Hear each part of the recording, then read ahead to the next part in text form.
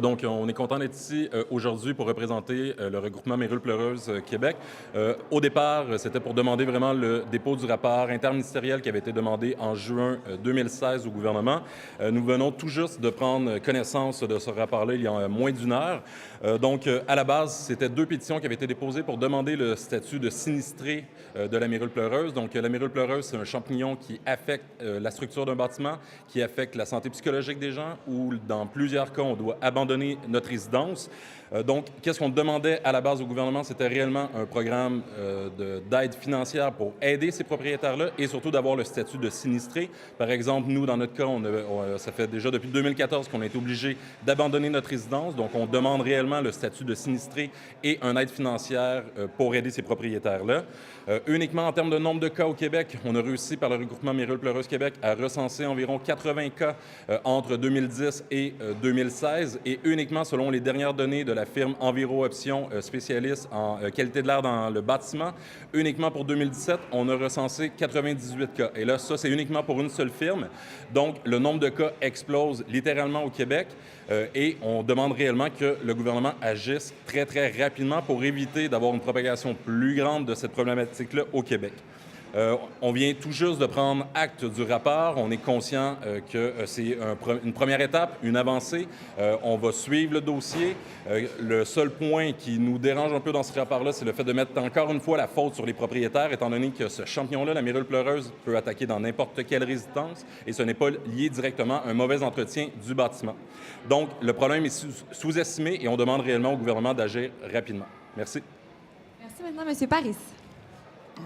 Bonjour, écoutez, moi je me présente aussi aujourd'hui comme sinistré. J'espère que le gouvernement va nous reconnaître ainsi. Dans le fond, ma maison est contaminée à la mérule pleureuse et je dois la démolir. Donc je vais me retrouver à devoir payer une deuxième maison, une maison pour le prix de deux. Là. C'est ça notre réalité. J'expose ma famille aussi à ce champignon, puis aux moisissures qui sont associées. Donc c'est une inquiétude évidemment pour moi, pour ma famille, mais aussi pour mon entourage, pour les voisins, pour la municipalité, en fait pour beaucoup de monde autour de moi. Et aujourd'hui, on appelle à l'aide évidemment au gouvernement, comme l'a dit Maxime. Moi, l'ironie du sort, c'est que je suis breton. Je viens de la France et de la Bretagne, et la Bretagne est un foyer émergent très très virulent de la mérule pleureuse. Et aujourd'hui, il y a certaines municipalités, notamment à Douarnenez, qui sont complètement débordées par la situation parce qu'ils ont réagi trop tard. Donc ce qu'on demande au gouvernement, c'est d'être proactif. Je pense qu'il est déjà trop tard, mais il n'est pas... On peut encore réagir aujourd'hui puis avoir une action politique qui va être en faveur des sinistrés pour être capable d'enrayer la situation et d'assumer surtout son rôle de protection du consommateur. Voilà, je vous remercie. Merci. Maintenant, M. Harold Lebel. Bonjour. Je suis content que le rapport soit déposé. C'est ce qu'on voulait.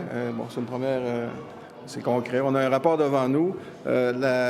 Et le rapport mentionne au début que c'est une réponse à des pétitions qu'on a déposées, que j'ai déposées il y a déjà 2 ans, que mon collègue Dave Turcotte a déposé aussi à peu près dans les mêmes temps. Ce que je trouve intéressant, c'est qu'au moins on reconnaît le problème, parce que dans les premiers temps qu'on en discutait, c'était comme tout nouveau. Et là, au moins 2 ans après, on connaît qu'il y a un problème, puis on reconnaît la mérule pleureuse. Je trouve qu'on sous-estime, par exemple, avec tout ce que j'entends ici, qu'on sous-estime l'impact au Québec. Je trouve curieux aussi qu'on mentionne là-dedans que la mérule n'a aucun impact sur la santé. Ce que j'en sais, ce que j'en ai vu, ce n'est pas le cas. Et je veux juste rappeler aussi que la mérule, les pétitions qu'on a déposées demandaient un fonds d'aide pour reconnaître que les gens qui sont aux prises avec ça sont des sinistrés. Et là-dessus, c'est certain que si le rapport vient définir c'est quoi la mérule, puis vient au moins prendre conscience ou reconnaître qu'il y a un problème de mérule, le rapport, c'est peut-être pas le rôle du rapport, mais il faut quand même rappeler que les pétitions demandaient un fonds d'aide et on est toujours là-dessus. Juste souligner, moi, depuis 2 ans que je suis là-dessus. Moi, c'était un cas que je ne connaissais pas. J'ai connu des gens de Saint-Marcel. 3 ans déjà. Ça va vite. C'est un cas que je ne connaissais pas. Je veux souligner le courage et le travail que tous ces gens-là ont fait. Les gens qui vivent cette situation-là, qui qui n'ont pas lâché, qui se sont rassemblés, qui ont fait l'association, qui se sont mobilisés pour faire avancer cette situation-là. Vous avez aujourd'hui, vous pouvez vous dire, avec le dépôt de ce rapport-là, vous avez gagné quelque chose. Vous avez déjà réussi à gagner quelque chose. C'est quelque chose qui n'existait pas. Maintenant, il faut aller plus loin. Je pense qu'il y a de l'ouverture. Je pense qu'on va travailler ensemble, tout le monde, pour aller plus loin. Et je rappelle, aller plus loin, c'est parler du fonds d'aide. Fait que félicitations à tout le monde. On continue à travailler fort jusqu'à l'atteinte de ce qu'on veut, un fonds d'aide. Merci. Maintenant, M. Dave Turcotte. Oui, bien, j'interviens comme député de Saint-Jean qui a déposé une pétition il y a déjà plus d'1 an parce qu'il y a une famille, effectivement, à Saint-Blaise-sur-Richelieu, dans ma circonscription, qui était affectée par une forme qui pouvait se rapprocher à la mérule. Mais ce qu'on voit aussi, c'est que, là, comme nouveau porte-parole en habitation, c'est qu'il y a des familles qui sont ici, des gens qui ont décidé de faire le choix de devenir propriétaires, d'accéder à la propriété, de pouvoir réaliser leurs rêves, de pouvoir établir leur famille dans un environnement qu'ils ont choisi, dans un beau quartier, avec un parc, avec des services prêts.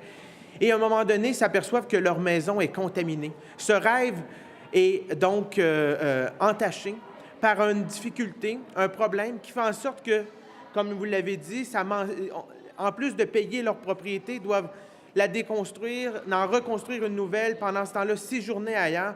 Nous avons eu les grandes inondations en 2011 dans notre région. Je sais c'est quoi ce que les familles sinistrées peuvent vivre au quotidien.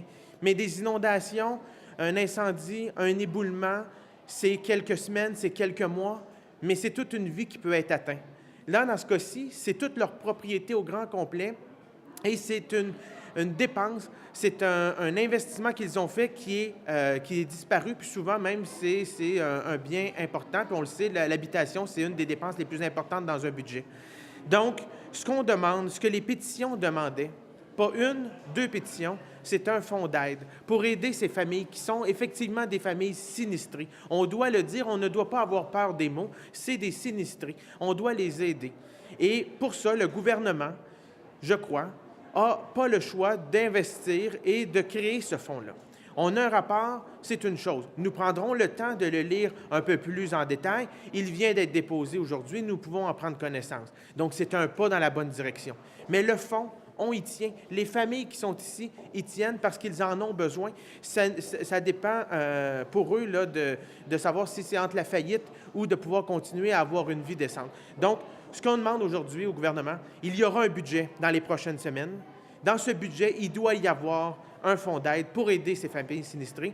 Et vous pouvez être assurés que les familles, que nous, du Parti québécois, on va continuer à mener cette bataille pour soutenir ces familles qui sont des familles sinistrées, qui ont besoin d'aide de la part du gouvernement. Et le gouvernement doit répondre à cet appel. Merci. Est-ce qu'il y a des questions? Pas de questions. Merci beaucoup. Merci.